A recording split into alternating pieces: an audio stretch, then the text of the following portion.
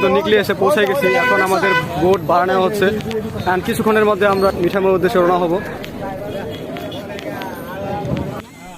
এখানে আমাদের trawler booking করা হচ্ছে অ্যান্ড ওনারা ট্রলার বুকিং করতে থাকুক। চলুন আমরা ড্রোন ফুটেজটা দেখে আসি।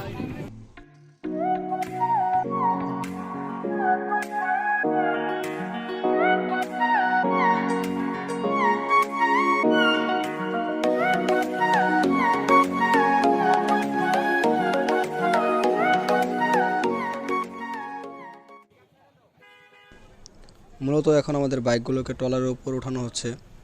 অ্যান্ড আরেকটা কথা বলে রাখি, সেটা হচ্ছে আপনাদের বাইকগুলোকে ট্রলারে ওঠানোর সময় একটু সাবধানের সাথে ওঠানোর চেষ্টা করবেন, নয়তো একটু ভুলের জন্য আপনার স্বপ্নের বাইকটা কিন্তু হাওরের ভিতর চলে যেতে পারে। তাই আপনার বাইকটাকে ট্রলারে ওঠানোর সময় একটু সাবধানতার সাথে ট্রলারে ওঠানোর চেষ্টা করবেন।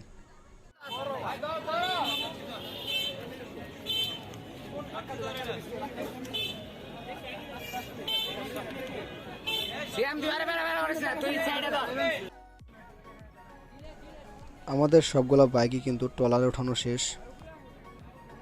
অনেকক্ষণ অপেক্ষা করার পর আমাদের ট্রলারটা কিন্তু ছেড়ে দিয়েছে। প্রায় 1.5 থেকে 2 ঘন্টা লাগতে পারে মিঠামই যেয়ে পৌঁছাইতে। মূলত আমাদের বাইকগুলোকে এখানে রাখা হয়েছে। ট্রলারের ভিতর পার্কিং করার জন্য অনেক সুন্দর জায়গা রয়েছে, চাইলে আপনারা এই বোটটা ভাড়া নিতে পারেন।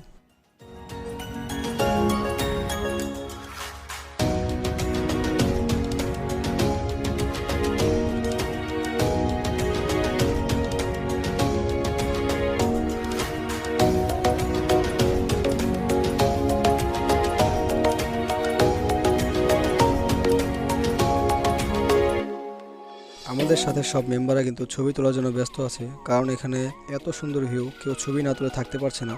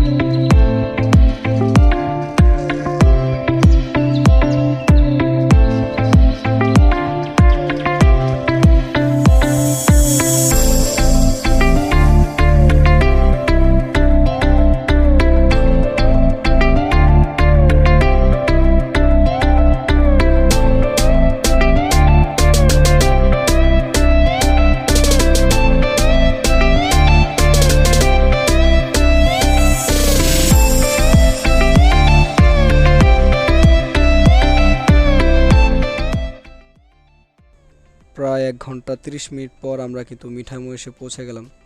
অ্যান্ড মিঠামই অষ্টগ্রাম সব জায়গায় ঘুরে দেখার চেষ্টা করব।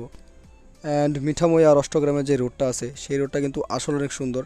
আমি অনেক ভিডিওতে দেখছি, রোডটা আমার কাছে অনেক পছন্দ হয়েছে। তাই ওখানে যাব, কিছু ছবি টবি তুলব, একদিনে যতটুকু সম্ভব ঘুরে দেখার চেষ্টা করব।